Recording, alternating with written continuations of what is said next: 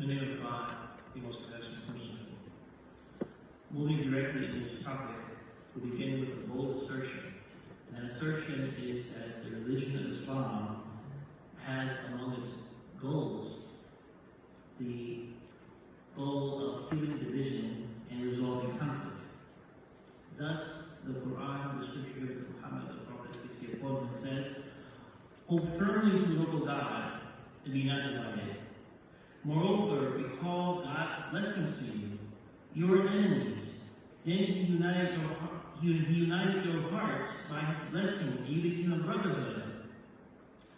You were on the brink of a pit of fire. He saved you from it. Thus, God clarifies for you his signs so that perhaps you'll be guided." The Quran also says, God calls or invites towards the abode of peace. There is much more evidence, but the previously mentioned Quranic verses should be sufficient to show that healing and resolving divisions and conflicts are among the imperatives of the religion of Islam. In addition to this, the presence of qualities such as justice, mercy, and broad understanding are necessary to resolve any sort of conflict, be it within family, marriage, business, political conflict, etc.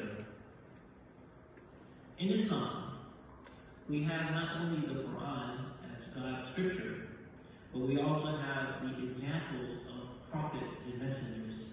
In particular, the Prophet Muhammad, peace be upon him, was seen as the final prophet of God, the global messenger. We see the Quran and the prophets as sources of information. And the Quran has a story which I think the majority of the people are very familiar with. And this story is the story of Joseph. Joseph, the son of Jacob. His brothers, according to the Quran, and I think the Bible as well, his brothers, in a rage, in a jealous rage, had arranged for him to be exiled from his family and falsely reported him dead to his elder father. Yet years later, after actually having saved them from a famine situation, he shows himself as a party responsible for saving them, generating a recognition of truth, leading to a healing. This is in the 12th chapter of the Quran, verses 88 onwards. The Prophet Muhammad, the person to whom the Quran was sent, after 11 years of conflict, was able to, nearly 11 years of conflict, was able to overcome his enemies.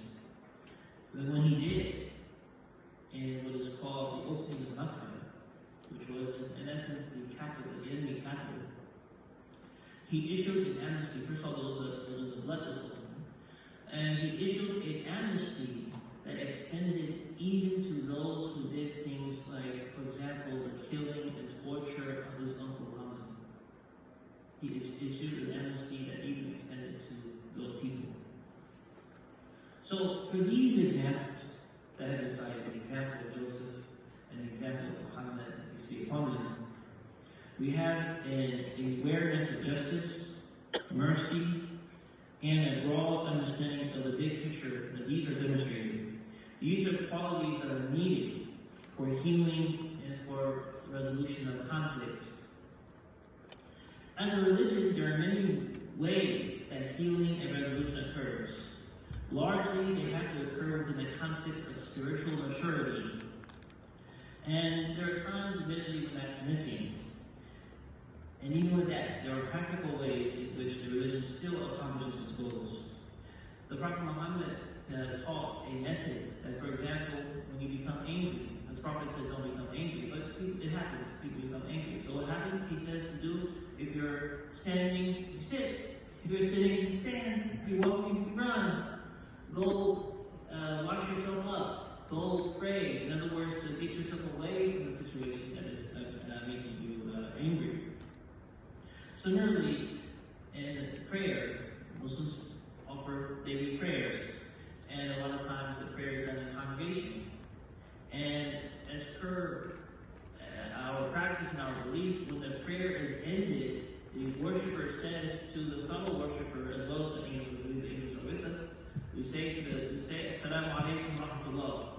peace and mercy of God be upon you to both sides.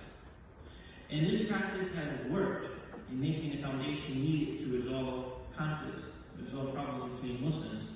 Practical rules that limit conflict include, but not limited to, the prohibition of intoxicants, which, when observed, limits the emotional outbursts of sustaining conflicts and divisions. The Quran instructs us to be cognizant of speech and behavior, and these instructions, when they're followed, they go a long way in resolving conflict. Similarly, with marriage, the Quran advises that an arbitrary appointed from each side, from her side and his side, as a way to resolve the problem. Let me move on a little quickly here. Muslims believe in God, that God is the only one that is worship, and Muslims also believe in prophets. So broadly speaking, Muslims believe in the prophets that are mentioned in the biblical tradition, and we say alayhi salam to be upon them after mentioning their names. So this fact should bring more healing for at least the followers of the three Abrahamic religions, because it shows how broad our religious understanding actually extends. So yes, we have different perspectives, important differences, but we have more in common than not. The Quran consistently tells us to travel the world, and the Prophet Muhammad is reported to have said that seeking an education is an obligation on every Muslim.